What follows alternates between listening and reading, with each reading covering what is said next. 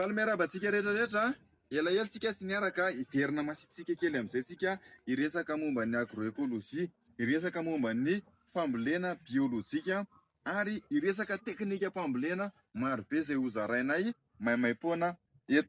Marobe nareo ny teny hoe rehefa mamboly surtout amboly ananareo sotro zany dia tsy mety raha tsy mampiasa zezi-bazaha ity pirofony vaingana. Mbola zanany zao izy io mbola voaray volana io, mbola ampiampy kely izy io dia hitombo be. Tsy nisy zezi-bazaha io na anankiray ary. Ny zezika nataonay tamin'io dia biopesticide.